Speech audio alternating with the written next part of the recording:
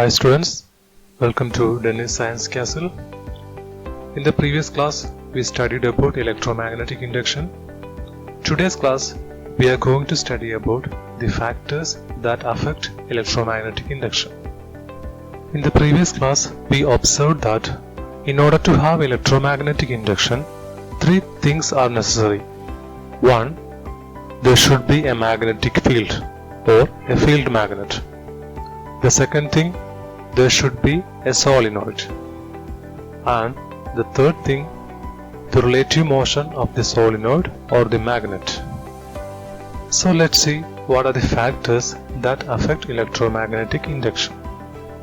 For this, let's do an experiment. Here I have got two magnets. The first magnet is a bar magnet and the second magnet is a U magnet. Here the U magnet is a weak magnet and the bar magnet is a strong magnet. So let's do the previous experiment with the bar magnet and the U magnets. First I am going to introduce the bar magnet into the solenoid. You can see the deflection in the galvanometer. Now I am going to introduce U magnet into the solenoid. Just watch the deflection. You can see that the deflection is very less compared to the previous experiment. This can be shown by a FET simulation. So let's watch a simulation. In this simulation, we can see a solenoid is connected to a bulb and bar magnet can be introduced into the solenoid. First, I am fixing the magnetic field strength to 100%. Now, move the bar magnet into the solenoid and just watch the intensity of illumination of the bulb. Now I am fixing the field magnetic strength into 50%. Again, move the bar magnet into the solenoid and watch the intensity of illumination of the bulb. You can see that the intensity of bulb is decreased. Again, I am fixing the magnetic field strength to 8% and watch the intensity of the bulb.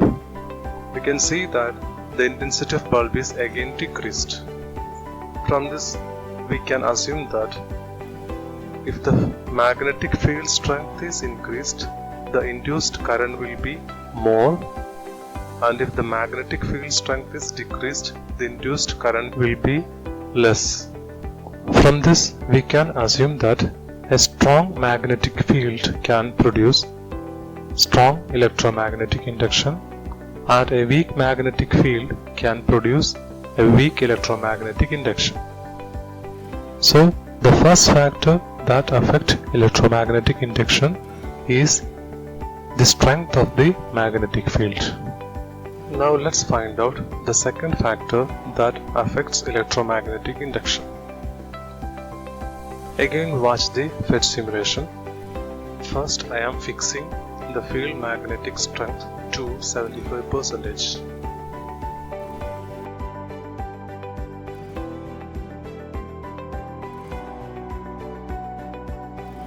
Here, I am fixing the number of coils into 1. Then move the bar magnet into the coil. Watch the intensity of illumination of the bulb. Now I am increasing the number of turns to 2. Again, move the bar magnet into the solenoid.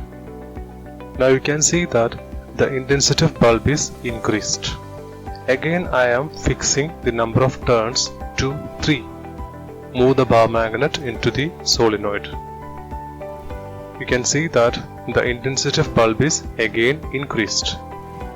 Remember that it's only a simulation. While conducting electromagnetic induction experiments, we cannot produce sufficient amount of induced current with 2 or 3 number of turns. For this, we need coils with more number of turns, as you can see here. From this, we can assume that If we increase the number of turns of the coil, induced EMF and current will be more.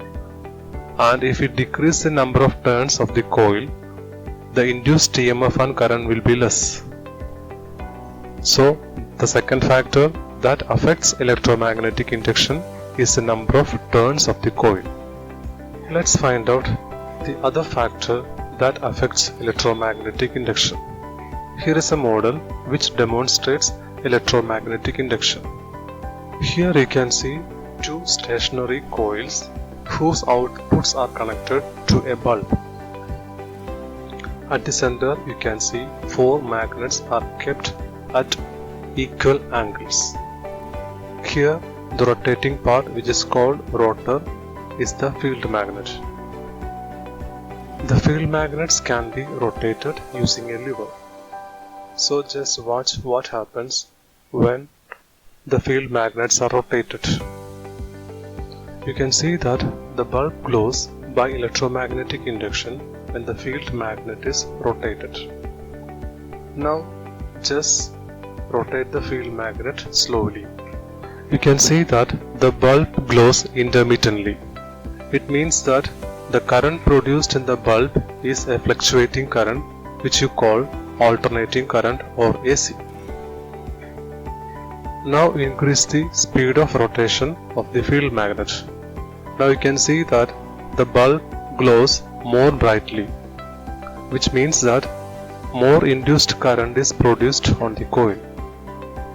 So the third factor that affects the amount of induced current is the relative motion of the magnet or the solenoid.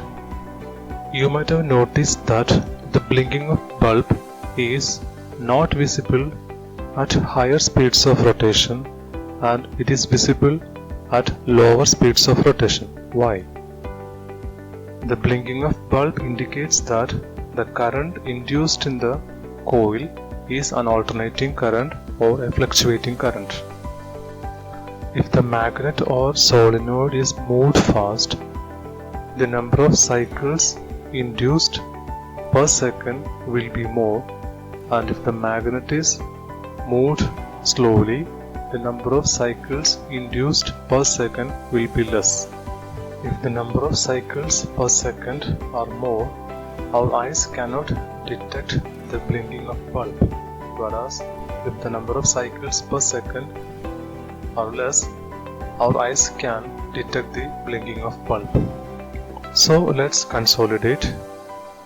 There are mainly three factors that affect the electromagnetic induction or the induced EMF.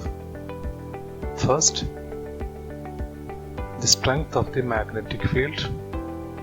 Second, number of turns of the coil. And third, the speed of the relative movement of the magnet or the solenoid.